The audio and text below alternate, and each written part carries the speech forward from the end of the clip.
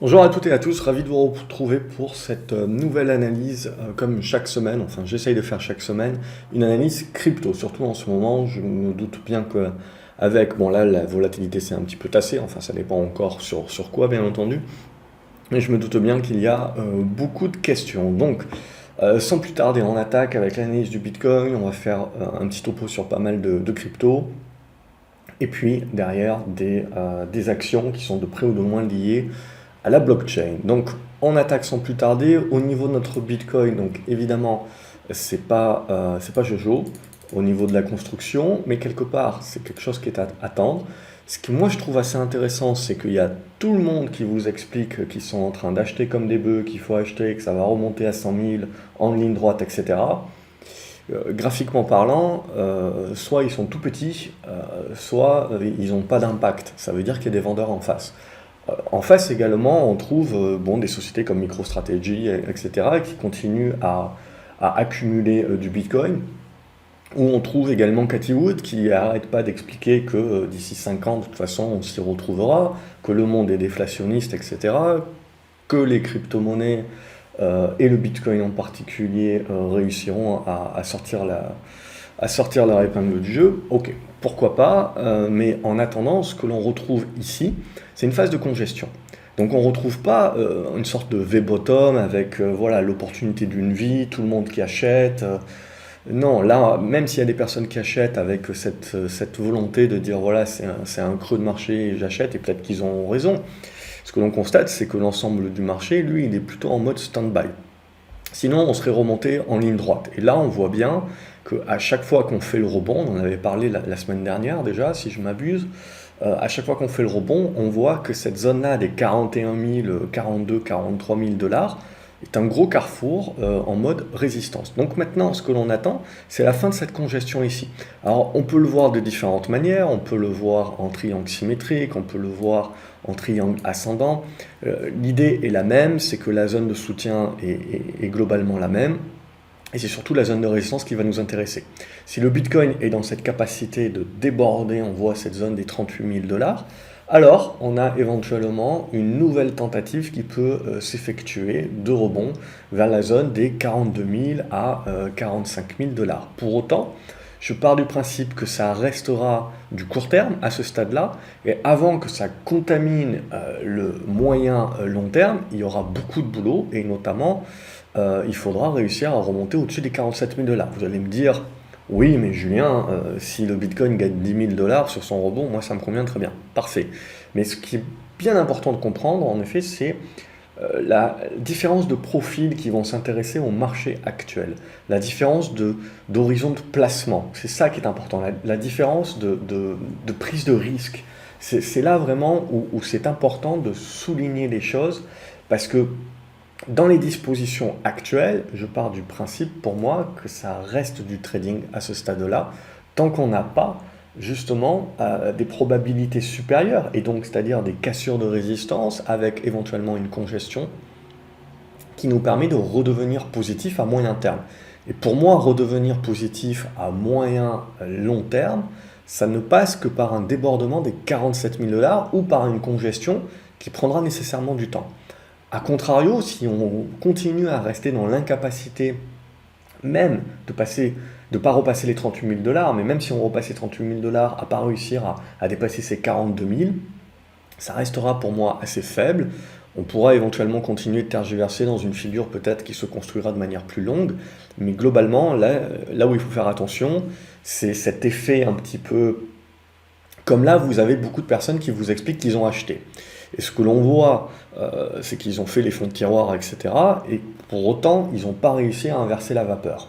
Si jamais ça casse par le bas, la problématique, c'est que ce marché a tellement dépensé ses liquidités à essayer de soutenir et à moyenner à la baisse ici, que potentiellement, quand on va casser ici par le bas, il n'y a plus de billes. C'est une relation offre et demande. Si à un moment donné, les gens n'ont plus suffisamment de billes pour continuer de moyenner à la baisse, voire ils ont à nouveau des appels de marge, etc., la problématique, c'est si on casse à la baisse, qu'on ait une nouvelle attaque baissière assez franche. Cette attaque baissière assez franche, elle peut avoir lieu, mais ce qui va m'intéresser, c'est cette zone des 28 000 dollars. Alors je peux pousser jusqu'à 26 000 globalement. mais c'est une zone qui peut être intéressante. Si on passe en dessous de ces 28 000, 26 000, 28 000, pour moi, la target, il y en a qu'une seule, la grosse target, c'est 20 000 dollars. 20 000 dollars, pourquoi? Ben parce que c'est les anciens plus hauts de 2007. C'est le niveau de résistance qu'on a atteint sur novembre et sur lequel on a plafonné. On avait fait une toute petite conso. Et ça, pour moi, ça avait été un signe, si vous regardez ces vidéos-là, etc. Pour moi, le fait d'avoir fait un tout petit retracement alors qu'on venait de toucher et de tester la résistance de long terme et le plus haut de 2017, c'était un signe vraiment de grosses poussées haussières à venir. Et là, en l'occurrence, ces 20 000 dollars, éventuellement, feront tilt et pourront réagir. En tout cas, à titre personnel, je suis toujours en dehors du marché. Par contre, si on venait à revenir sur les 20 000 dollars, c'est là où je tirerai. Après, même si on casse ici par le haut, moi je tire pas tant que je n'ai pas une congestion, quelque chose qui me permet de, au-delà du trading de court terme, d'avoir une validation d'un retournement à plus moyen terme. Et aujourd'hui, pour moi, il est clairement trop tôt pour avoir ce type de choses-là. Il faut laisser encore la construction se faire. Et mis à part pour le trading, voilà, comme je vous l'ai dit, pour l'instant, je trouve ça assez timide, alors qu'on lit partout qu'il faut acheter le creux, qu'on lit partout que les mecs sont en train de continuer d'acheter et d'accumuler, même les gros poissons, et ça ne se retrouve pas sur le graphique. Alors peut-être qu'on va réussir là à dépasser, ça va peut-être rapnoter du volume et un peu plus de monde, mais pour l'instant, je serais tenté de rester encore sur la défensive. Et de toute façon, c'est ce que reflète la figure, hein. C'est une figure d'indécision, c'est un triangle symétrique qui arrive après une poussée baissière. Donc voilà, on est vraiment en attente. Donc voilà ce que je peux penser sur le Bitcoin à ce stade-là. Et pour moi, donc je vous rappelle, c'est exactement comme on s'est dit la semaine dernière. Ça reste un marché de trading à ce stade-là. Pour moi, les spéculateurs plus moyen long terme, mis à part évidemment s'ils veulent prendre une première position, etc., mais qui n'est pas lié au graphique, bon, pourquoi pas, encore une fois, mais pour moi, on reste en mode dégradé encore à ce stade-là. Et le plus gros risque sur le Bitcoin, en fait, c'est finalement qu'on continue, certes, d'être très volatile, donc dans un marché de trading avec pas mal de volatilité, mais qu'on continue en fait de zigzaguer pendant des semaines. Alors ça fera la construction dont je vous parle, ça sera intéressant pour la suite, pour le prochain gros mouvement éventuellement, si on casse par le haut ou par le bas. Mais pendant plusieurs semaines, ça va faire énormément de zigzags et donc en fait, ça va casser quelque part l'engouement qu'il y a eu ces dernières semaines, parce qu'une grosse partie de l'engouement, il ne faut pas se le cacher, sur les crypto-monnaies, c'est la volatilité. Mais surtout, la volatilité à la hausse, hein. Dès que cette volatilité-là se fait en mode zigzag ou à la baisse, évidemment, ça plaît à beaucoup moins de personnes, et donc ils sont détendus. C'est ce qu'on avait commencé à voir de toute façon avec le crack, hein, du Bitcoin et puis des différentes crypto-monnaies. On a vu des flux qui sont revenus spéculer, parce que ça reste des flux spéculateurs, qui sont venus respéculer sur les petites capes américaines. Donc on voit, c'est assez intéressant, je trouve. On a tendance à dire, voilà, que, vous le savez, c'est... Le marché action et le marché obligataire se battent quelque part pour attirer les flux financiers. Et là, en l'occurrence, on se rend compte que sur la pure spéculation, hein, sur vraiment des éléments spéculatifs, que ce soit des petites capes US, etc., ou des différentes cryptos, on sent là aussi que ça se bataille avec des flux. On avait vu en février, justement, les flux sortir des petites capes US qui sont allés chercher les cryptos, et là peut-être on a commencé à voir déjà la semaine prochaine le contraire se faire. Alors est-ce que ce type de vase communicant va continuer?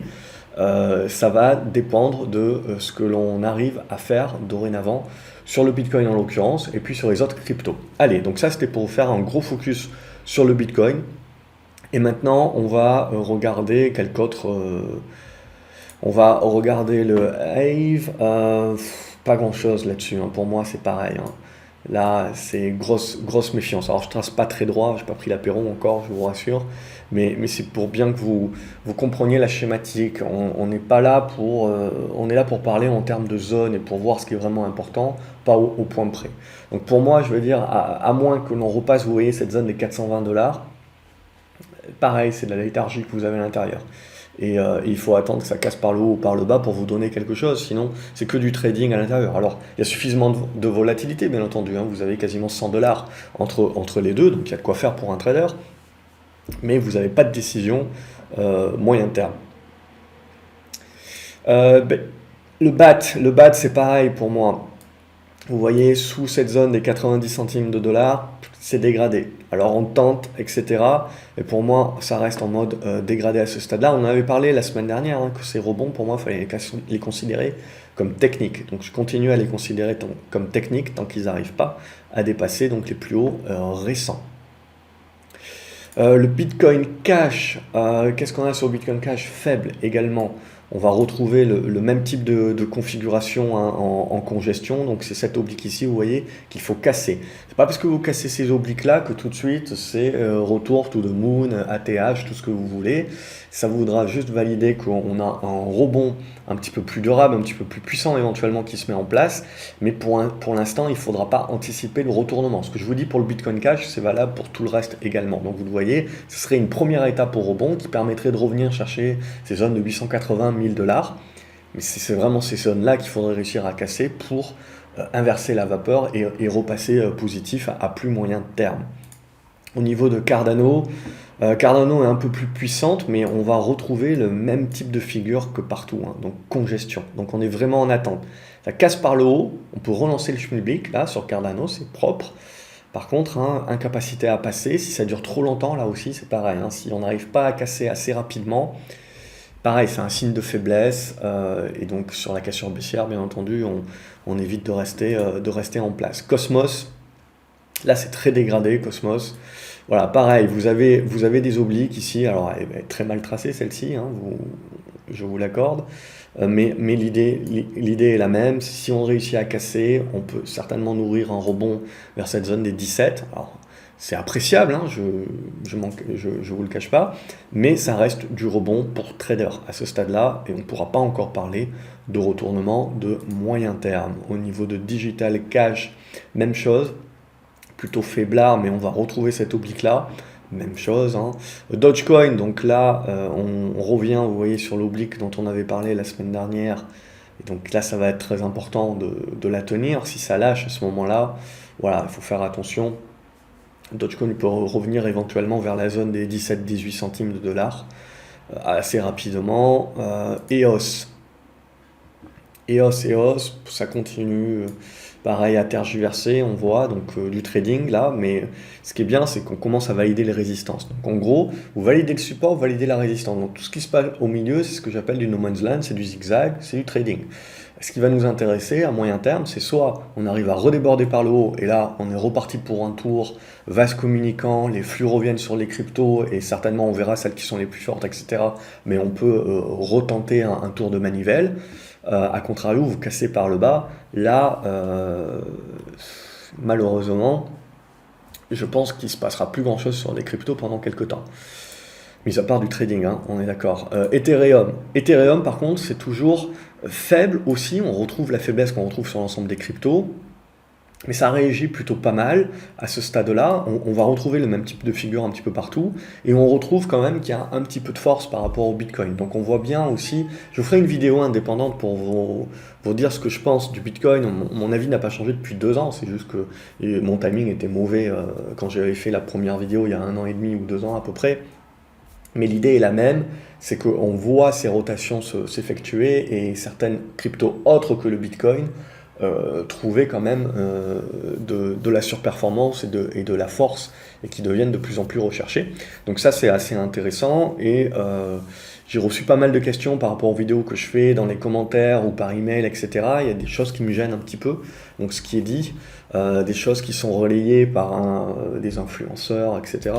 Bon, pour moi, voilà, il y a des erreurs de jeunesse, c'est un marché encore qui est très jeune, beaucoup de personnes ont débuté avec les cryptos. Donc il y a certains raccourcis qui sont faits, je pense qu'ils sont dangereux, je ne vais pas le dire ici, je vais faire une vidéo indépendante, je pense, pour bien appuyer sur le sujet, et pas que cette vidéo soit trop longue, parce que sinon je n'ai pas l'impression que c'est regardé, et c'est dommage. Donc Ethereum, toujours cette congestion, donc même chose que les autres, hein, il faut casser par le haut pour relancer la dynamique. Ethereum classique, on va retrouver la même idée, hein. Euh, Après, c'est beaucoup plus visible. Alors en journalier, c'est pas forcément très visible. C'est beaucoup plus visible quand vous regardez en graphique 1 heure. Là, en ce moment, les cryptos, il faut les regarder sur les unités de temps un petit peu inférieures, notamment le 1 heure. Et vous avez les figures que je vous trace qui sont beaucoup plus claires. Donc là, il y a la congestion qui se met en place, pareil sur Ethereum classique, donc cette zone des 80 à casser. Au niveau de Horizon, pareil, elle est en train de tester. Alors elle a bien tenu cette zone de support, donc ça c'est plutôt positif. Maintenant, ce qui serait bien là, c'est de réussir à casser. Et là, ça permettrait de relancer. Sinon, pareil, c'est un no man's land hein, de zigzag de 100% quasiment. Donc là aussi, voilà, faut savoir comprendre que il peut y avoir des évolutions assez importantes sur les cryptos. Vous voyez, il y a des deltas de 100%, sans pour autant que le schmilblick, la tendance change à moyen terme. Donc on peut rester dans ce zigzag, vous allez me dire, ouais mais zigzag et j'ai chopé 30%. Ouais, mais si on prend le recul nécessaire, d'un point de vue moyen-long terme, c'est du zigzag, c'est de la construction. La tendance a été rompue, et donc éventuellement on est en train de construire là une neutralisation. Il faudra en sortir par le haut ou par le bas pour relancer une tendance.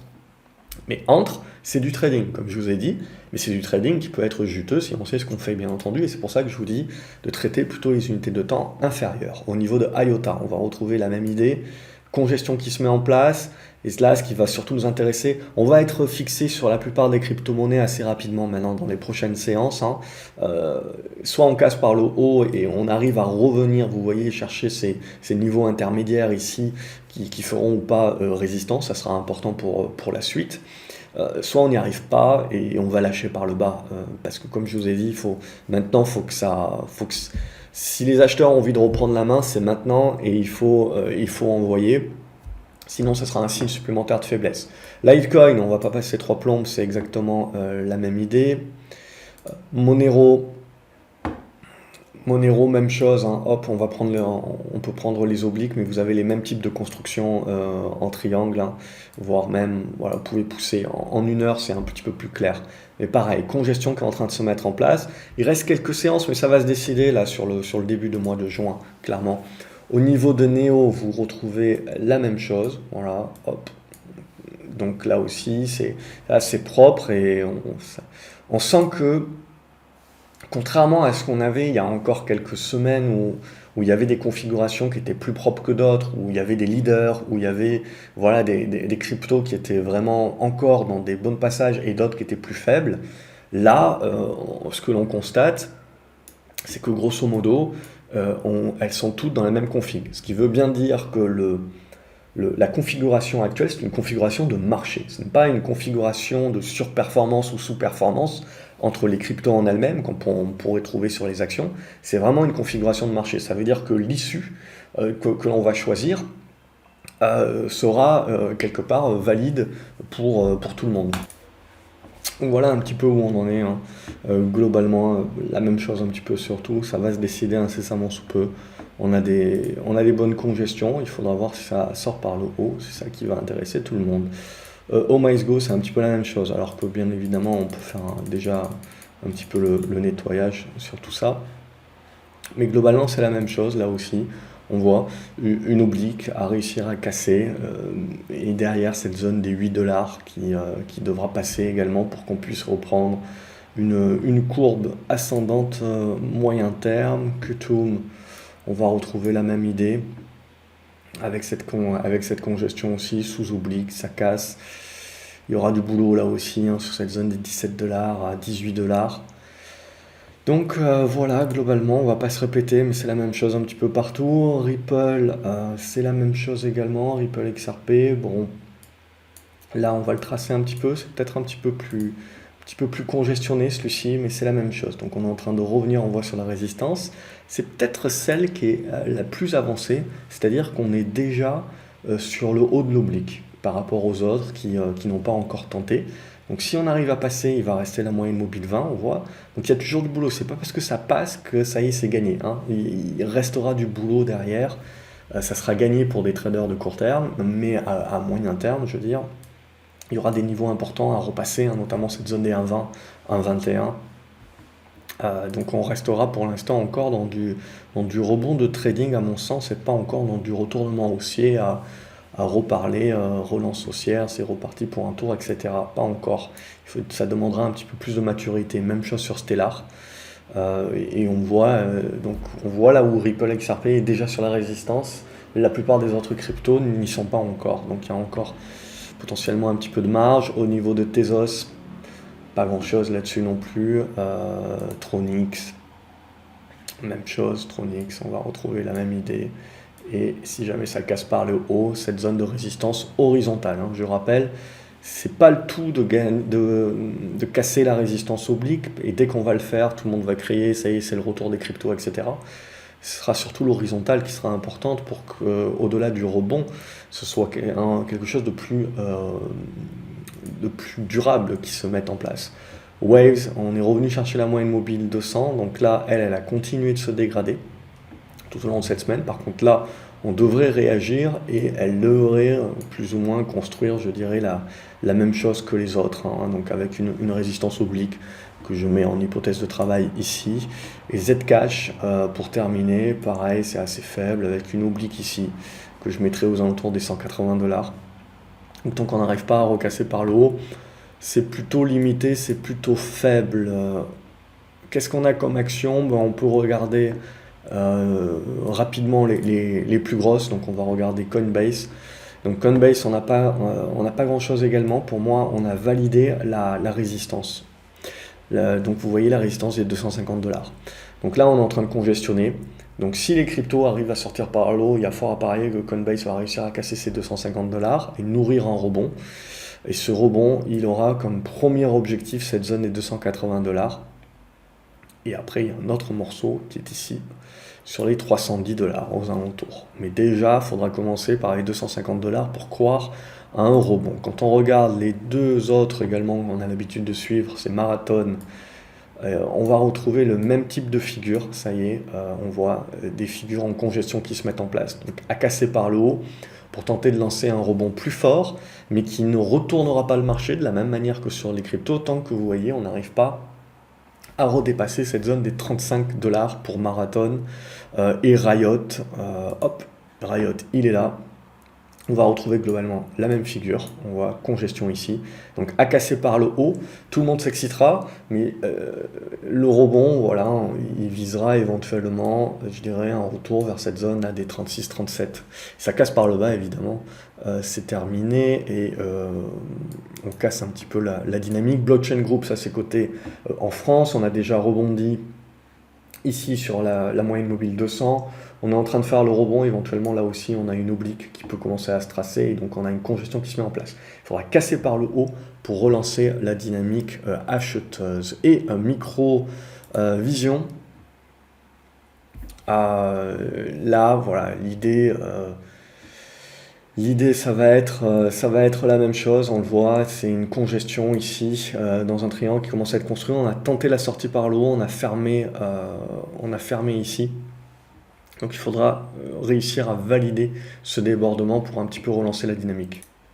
Et MicroStrategy, on va retrouver pareil, même type de dégradation, hein, tant que là il n'y a pas grand chose à se mettre sous la dent, et juste la petite figure qui est un petit peu plus visuelle sur les unités de temps inférieures, avec ce niveau des 500 $ à déborder pour revenir chercher les 560 $. Et donc là, pour moi, je veux dire, globalement, il y a vraiment, tant qu'on reste sous ces 560 $ et des brouettes, il n'y a pas grand chose à se mettre sous la dent et donc on peut éventuellement continuer à tergiverser, ou en tout cas ça peut demander encore un petit peu plus de construction. Voilà, comme d'habitude, j'espère que cette vidéo vous a éclairci, hein. Le but c'est pas de faire dans le sensationnel, le but c'est de prendre du recul justement et de savoir un petit peu, voilà, garder les émotions et garder les plans. Pourquoi? Parce que vous voyez que dès qu'on va casser un certain nombre de résistances, si tel est le cas, tout le monde va recrier que c'est reparti pour un tour. Il faudra bien interpréter ça, qu'on valide des rebonds un peu plus durables, mais que pour autant, ils vont aller chercher des résistances horizontales. Ces résistances horizontales seront les véritables pivots de moyen terme avant de pouvoir parler de vraies relances haussières. Et donc c'est là où il faut éviter de se faire piéger éventuellement de rester éventuellement en mode trading ou en mode investisseur, d'accepter que pour l'instant c'est encore globalement anticipé de parler de relance à ce stade-là. Voilà, j'espère que vous avez apprécié la vidéo. N'oubliez pas de mettre un pouce en l'air si tel est le cas, de partager la vidéo également, de me dire ce que vous en pensez dans les commentaires, quelles sont les cryptos que vous privilégiez, quelles sont celles que vous trouvez qui ont le plus de force, éventuellement quelques cryptos que je pourrais rajouter si je les trouve dans Pro Real Time, je les ai pas toutes. Et donc voilà, abonnez-vous à la chaîne, comme ça, cliquez sur la clochette, comme ça vous ne loupez pas également les autres vidéos que je peux sortir par ailleurs. Je vous souhaite une excellente journée, je vous retrouve à la prochaine vidéo. Salut les graphes.